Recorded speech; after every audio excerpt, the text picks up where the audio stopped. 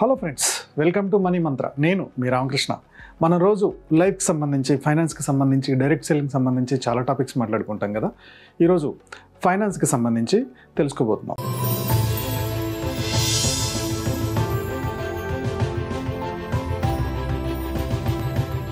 ఈరోజు ముఖ్యంగా పిల్లల ఎడ్యుకేషన్ గురించి, పిల్లల ఫ్యూచర్ గురించి మనీ సేవ్ చేయాలనుకుంటే ఏమేమి ఆప్షన్స్ ఉన్నాయి అని చెప్పేసి ఒక ఇద్దరు కామెంట్స్లో అడిగారనమాట. సో ఒక అతనేమో వ్యవసాయ కూలీ, అంటే వాళ్ళకి పొలం గిన ఏమీ లేదు, వ్యవసాయం సీజన్లో కూలీకి వెళ్తారు. తనకి ఇద్దరు పిల్లలు ఉన్నారు, ఒక పాప బాబు. మీ వీడియో చూస్తూ ఉంటాను. ఇవి చూసిన తర్వాత మా పిల్లల భవిష్యత్తుకి కొద్దిగా పెద్ద చదువులు స్టార్ట్ అయ్యే టైంకి డబ్బులు అవసరం పడుతుందని నాకు అర్థమైంది. మా లైఫ్ ఎలాగో ఇక్కడ ఆగిపోయింది, నా పిల్లల్నైనా చదివించాలనుకుంటున్నాను. సో వాళ్ళకి సేవింగ్స్ ఏం చేయాలి? నాకైతే అక్షరం ముక్క రాదు. నేను మీరు చెప్తున్న మ్యూచువల్ ఫండ్స్ ఇవైతే నేను చేయలేను. సో దీనికి ఏమైనా ఆప్షన్ ఉందా అని చెప్పి అడిగారు. ఇంకొక సబ్స్క్రైబర్ వచ్చేసి తను మ్యూచువల్ ఫండ్స్ మీద అవగాహన ఉంది, బట్ పిల్లలకు మాత్రమే సపరేట్గా ఫోకస్డ్గా ఏమన్నా మ్యూచువల్ ఫండ్స్ ఉన్నాయా, ఉంటే అవి ఎలా స్టార్ట్ చేసుకోవాలి అని చెప్పేసి తను అడిగారు. సో ఈ రెండింటికి, రూరల్లో ఒక చదువు లేకుండా ఉండే వ్యక్తి ఎక్కడ ఇన్వెస్ట్ చేసుకోవాలి పిల్లల ఎడ్యుకేషన్ కోసం, ఒకవేళ చదువుకొని కొంచెం మ్యూచువల్ ఫండ్స్ గురించి కానీ ఇంకా మిగిలిన సేవింగ్స్ ఇన్స్ట్రుమెంట్స్ గురించి కానీ ఐడియా ఉన్న వ్యక్తి ఎక్కడ ఇన్వెస్ట్ చేసుకోవాలి అనే ఆప్షన్స్ నేను కొద్దిగా సేఫ్ రిటర్న్స్ ఇచ్చే ఆప్షన్స్నే ఎక్స్ప్లెయిన్ చేయబోతున్నాను. వీడియో చివరి వరకు చూడండి.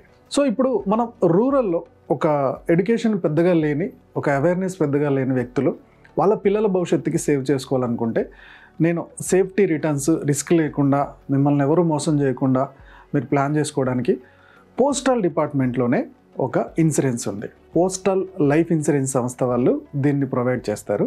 దీని పేరు వచ్చేసి బాల జీవన్ బీమా యోజన.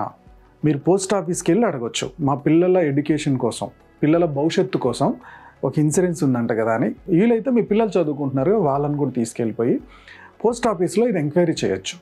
బాల జీవన్ బీమా యోజన. సో దీంట్లో మినిమం రోజుకు ₹6, అంటే నెలకి ₹180 నుంచి ₹1500 వరకు కూడా మీరు సేవ్ చేసుకోవచ్చు ఇందులో. ఒకవేళ 1500 పర్ మంత్ సేవ్ చేసుకుంటే మినిమం 20 సంవత్సరాల టెన్యూర్ ఇది. 20 సంవత్సరాలకి దాదాపుగా 30 నుంచి 35 లక్షలు వాళ్ళ ఎడ్యుకేషన్కి కానీ వాళ్ళ మ్యారేజ్కి కానీ హెల్ప్ అవుతుంది. తక్కువలో తక్కువ రోజుకు ₹6, అంటే నెల మొత్తం మీద ₹180, మ్యాక్సిమం 1500, ఇంకొద్దిగా ఎక్కువ కూడా కట్టుకోవచ్చు. అయితే మీరు మీ ఇన్కమ్ సర్టిఫికెట్ ఉంటుంది కదా, మీ సంపాదనను బట్టి అందులో మీరు ఎంత ప్రీమియం కట్టగలరు ఏంటి అనేది వాళ్ళు మీకు ఎక్స్ప్లెయిన్ చేస్తారు మీరు ఎక్కడికి వెళ్ళి అడిగితే. ఓకే, సో దీనికి రూల్స్ ఏంటంటే, ఎవరైతే పేరెంట్ ఉన్నారు కదా, ఈ పేరెంట్ ఏజ్ 45 సంవత్సరాలు దాటకూడదు. ఈ 45 సంవత్సరాల పేరెంట్ ఏజ్ దాటకపోతే ఇద్దరు పిల్లలకి ఇన్సూరెన్స్ కట్టవచ్చు, సపరేట్గా ఇద్దరు పిల్లలకి కట్టుకోవచ్చు. సో ఇద్దరు పిల్లల కన్నా ఎక్కువ ఉంటే మాత్రం ఇన్సూరెన్స్కి మిగిలిన వాళ్ళకి కట్టడానికి ఉండదు. మీకు ఇద్దరు పిల్లలు ఉంటే ఇద్దరు పిల్లలకి మాత్రమే ఛాన్స్ ఉంది ఇన్సూరెన్స్ కట్టుకోవడానికి. ఓకే, సో నెక్స్ట్ ఏంటి? సో మీరు ఇన్సూరెన్స్ ఆ పిల్లల పేరు మీద కట్టొచ్చు, బట్ కట్టాల్సింది మీరే, పిల్లలు కాదు. ఈలోపు కట్టే వ్యక్తికి ఏమన్నా అయితే, అంటే పేరెంట్కి ఏమన్నా అయితే ఇంకా ఆ పిల్లలు ఇన్సూరెన్స్ కట్టక్కర్లా. 20 సంవత్సరాల తర్వాత ఆ మెచ్యూరిటీ అమౌంట్ పిల్లలకి ఇచ్చేస్తారు. ఒక 5 సంవత్సరాలు ఇన్సూరెన్స్ కట్టారు, తర్వాత పేరెంట్కి ఏదో అయింది. సో మిగిలిన 15 ఇయర్స్ ఆ పిల్లలు ఇన్సూరెన్స్ ఏం కట్టక్కర్లేదు. 20 ఇయర్స్ తర్వాత ఆ మెచ్యూరిటీ అమౌంట్ ఇచ్చేస్తారు. ఎంత మెచ్యూరిటీ వచ్చిందనేది దాన్ని క్యాలిక్యులేట్ చేస్తారు. ఇది ఒక ఆప్షన్ ఉంది.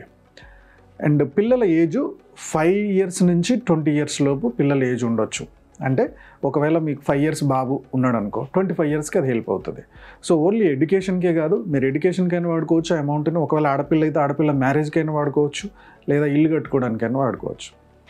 ఎందుకు నేను ఇదే చెప్పాను రూరల్లో ఉండే వ్యక్తికి ఎందుకు మ్యూచువల్ ఫండ్కి వెళ్ళకూడదు అని అంటే, యాక్చువల్గా మ్యూచువల్ ఫండ్స్లో మినిమం నాలెడ్జ్ ఉండాలి. కంప్యూటర్లో ఇన్స్టాల్ చేసుకోవడం, ఆ అమౌంట్ని గ్రో యాప్కో, పేటిఎం మనీకో ట్రాన్స్ఫర్ చేసుకోవడం, అక్కడి నుంచి ఆటో డెప్ట్ పెట్టుకోవడం, నెల అకౌంట్లో డబ్బులు మెయింటైన్ చేయడం, ఆ ఈఎంఐలా కట్ అయిపోవడం, సో ఎవ్రీ మంత్ ఎంత రిటర్న్స్ వస్తుందని చెక్ చేసుకోవడం, ఇవన్నీ రాకపోతే వాళ్ళ మనీ ఎంత పెరుగుతుందో ఎంత తగ్గుతుందో తెలియదు కాబట్టి చాలా సఫర్ అవుతారు. కాబట్టి అసలు చదువు లేదు కాబట్టి వీళ్ళకి ఇది రిఫర్ చేశారు. మీ ఊర్లో కానీ మీ మండలంలో ఉన్న పోస్ట్ ఆఫీస్కి కానీ వెళ్ళి మీ బాబుది, మీది ఆధార్ కార్డు, బాబుది పాస్పోర్ట్ సైజ్ ఫోటో, అలాగే మీకు ఆ ఏరియాలో ఉంటున్నట్టు అడ్రస్ ప్రూఫ్, అలాగే మీరు నెలకి ఎంత సంపాదిస్తారు, మినిమం వర్క్ ఉంటే నెలకి ఎంత సంపాదిస్తారు, ఎన్ని రోజులు పని ఉంటుంది, ఎన్ని రోజులు పని ఉండదు, ఈ లెక్కను బట్టి మీరు నెలకు ఎంత కట్టుకోగలుగుతారు, ఏ ప్రీమియం అయితే మీకు ఈజీగా సెట్ అవుద్ది అనేది వాళ్ళు మీకు ఎక్స్ప్లెయిన్ చేస్తారు.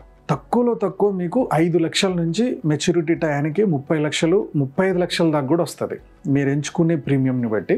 ఇది మీకు హెల్ప్ అవుతుంది. సో పూర్తి డీటెయిల్స్ కోసం మీరు పోస్ట్ ఆఫీస్కి వెళ్ళడం బెస్ట్ ఆప్షన్. సో పిల్లల భవిష్యత్తు గురించి డబ్బు సేవ్ చేయాలనే మీకు ఆలోచన రావడమే చాలా గొప్ప. సో అందరిలో అవేర్నెస్ వస్తుంది. సో లక్కీగా మీరు బాగా ఆలోచిస్తున్నారు, పిల్లల్ని మంచిగా సెటిల్ చేయాలనుకుంటున్నారు. కాబట్టి ఈ ప్రయత్నం చేయండి, ఇది ఖచ్చితంగా మీకు హెల్ప్ అవుతుంది. ఇంకా నెక్స్ట్ వన్ వచ్చేసి, ఇప్పుడు సిటీలో చదువుకొని ఉన్న వ్యక్తి మ్యూచువల్ ఫండ్స్ మీద, మిగిలిన సేవింగ్ ఇన్స్ట్రుమెంట్స్ మీద తనకు ఒక అవగాహన ఉంది. పిల్లల ఫ్యూచర్ కోసం దాదాపుగా నాకు ₹1,00,00,000 పైన రావాలి, సో నేనేం ఇన్వెస్ట్ చేస్తే నాకు ఇది హెల్ప్ అవుతుంది అని చెప్పేసి తను అడిగాడు. ఓకే, సో ఒక పాప 3 years, ఇంకొక బాబు జస్ట్ 6 months ఏమో. పిల్లల భవిష్యత్తు కోసం నేను ఏం సేవ్ చేసుకోవాలని చెప్పి అడుగుతున్నాడు. సో నేనైతే దీనికోసం ఎక్కువగా మ్యూచువల్ ఫండ్స్నే రిఫర్ చేస్తా. మళ్ళీ safety and secure. Minimum risk ఉంటుంది, రిస్క్ లేకుంటే ఏముండదు. మ్యూచువల్ ఫండ్ మినిమం రిస్క్ ఉంటుంది. మీరు స్టాక్స్లో పెడితే మొత్తం రావచ్చు, మొత్తం పోవచ్చు, నాలెడ్జ్ లేకుండా పెడితే. దాంతో పోల్చుకుంటే మ్యూచువల్ ఫండ్స్లో సేఫ్టీ రిటర్న్స్ ఇస్తుంది. ఎంత మార్కెట్ పడిపోతున్నా సరే లాంగ్ టర్మ్లో మీ రిటర్న్స్ చాలా సేఫ్గా ఉంటాయి. అందుకని నేను సిటీలో ఉండే పేరెంట్స్ పిల్లల భవిష్యత్తు కోసం ఎందులో ఇన్వెస్ట్ చేయాలని అడిగితే నేను రిఫర్ చేసే ఫండ్ వచ్చేసి ICICI Prudential child care fund gift plan. ఇది 2001 ఆగస్టులో స్టార్ట్ అయింది. సో ఈ రోజు వరకు దాని రిటర్న్ చూస్తే యావరేజ్గా 16% రిటర్న్స్ ఇచ్చింది. మీరు 2001 నుంచి ఇప్పటి వరకు నెలకి ఒక 10,000 కనుక ఇన్వెస్ట్ చేసుకుంటూ వచ్చుంటే ఇప్పటి వరకు జస్ట్ 27 లక్షలు మీరు ఇన్వెస్ట్ చేసి ఉండేవారు. కానీ రిటర్న్స్ మొత్తం 1,90,00,000 వచ్చేది బాస్. పిల్లల ఎడ్యుకేషన్కి ఇన్ఫ్లేషన్ అనేది ఎవ్రీ ఇయర్ 10% పెరుగుతుంది. అంటే ఫీజులు ఎవ్రీ ఇయర్ 10% పెంచుతున్నారు. ఈ లెక్క ప్రకారం మీ పిల్లలకి ఒకవేళ ఇంజనీరింగ్కో డాక్టర్కి వెళ్తే ఇప్పుడు ఎంత ఖర్చు ఉంది, ఈ ఇన్ఫ్లేషన్ క్యాల్కులేటర్ అని మీకు గూగుల్లో ఓపెన్ అవుతుంది. అది చూడండి. పిల్లలకి ₹1,00,00,000 సరిపోతుందా ఒక బాబుకి లేదా పాపకి, ఇద్దరికైతే 2 కోట్లు అవుతుందా 3 కోట్లు అవుతుందో చూసి నెల నెల ఈ ఫండ్లో 10,000 ఇన్వెస్ట్ చేస్తారా 15,000 ఇన్వెస్ట్ చేస్తారా చూడండి. ఇప్పటిదాకైతే పెద్ద ప్రాబ్లం ఏం లేదు, మంచి రిటర్న్సే ఇస్తుంది. సో మీకు ఇంకా పిల్లలు హయ్యర్ ఎడ్యుకేషన్కి రావడానికి దాదాపుగా మీ పాపకి 17 సంవత్సరాలు, మీ బాబుకి 20 సంవత్సరాల టైం ఉంది. సో దాంట్లో మీరు ICICI Prudential child care fund దీంట్లో ఇన్వెస్ట్ చేసుకుంటూ వెళ్ళొచ్చు. మంచి రిటర్న్స్ రావడానికి చాలా స్కోప్ కనపడుతుంది.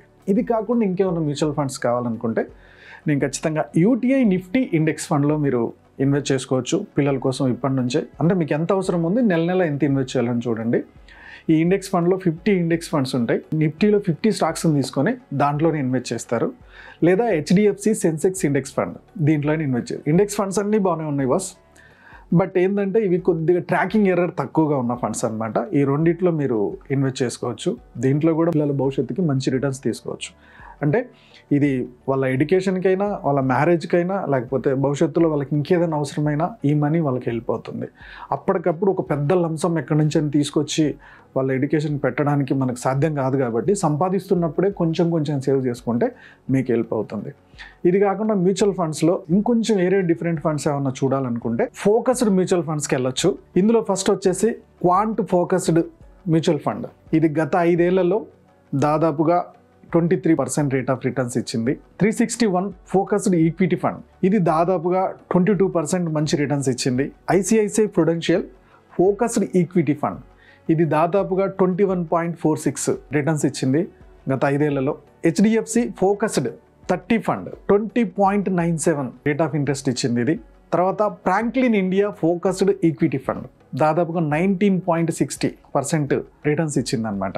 ఈ ఫోకస్డ్ మ్యూచువల్ ఫండ్స్ ఏంటంటే స్టాక్ మార్కెట్లో మినిమం 65% ఇన్వెస్ట్ చేస్తారు. ఈక్విటీ లేదా వాటి అనుబంధ ప్రొడక్ట్స్లో ఎక్కువ పెడతారనమాట. ఈ స్కీమ్లో గరిష్టంగా 30 స్టాక్స్ మాత్రమే పెడతారు. ఒకవేళ మీరు చదువుకొని మ్యూచువల్ ఫండ్స్ గురించి కనుక అవగాహన ఉంటే వీటి గురించి ఆలోచించండి మీ పిల్లల భవిష్యత్తు కోసం. ఓకే, సో దాదాపుగా నేను 8 మ్యూచువల్ ఫండ్స్ గురించి చెప్పాను.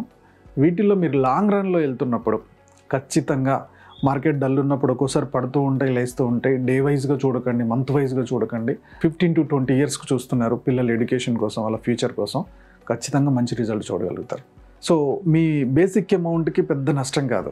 5 సంవత్సరాలు 7 సంవత్సరాల్లో మీ అమౌంట్ ఇంట్రెస్ట్ పెరుగుతుంది. సో మ్యూచువల్ ఫండ్లో ఉన్న గొప్పతనం ఏంటంటే కాంపౌండింగ్, వడ్డీకి వడ్డీ వస్తూ ఉంటుంది. కాబట్టి లాంగ్ రన్లో ఉన్నప్పుడు అమౌంట్ కొంచెమే కడతాము, బట్ రిటర్న్స్ అద్భుతంగా చూడొచ్చు. ఈ 2 ఆప్షన్స్ మీ కేటగిరీని బట్టి, మీ నాలెడ్జ్ని బట్టి మీరు ఎంత ముందుకెళ్తే పిల్లల భవిష్యత్తుకి అంత సేవ్ చేయడానికి హెల్ప్ అవుతుంది. సో ఈ వీడియో మీకు నచ్చింది అనుకుంటున్నాను. నచ్చితే ఏం నచ్చిందో కామెంట్ చేయండి. మీ కామెంట్, మీ లైక్ మన వీడియోని చాలా ముందుకు తీసుకెళ్తుంది. అవసరమైన వాళ్ళకి ఈ వీడియో రీచ్ అవ్వడానికి హెల్ప్ అవుతుంది. ఒకవేళ నిజంగా ఈ వీడియో ఎవరికన్నా అవసరం ఉంది అనిపిస్తే షేర్ చేయడం మర్చిపోకండి.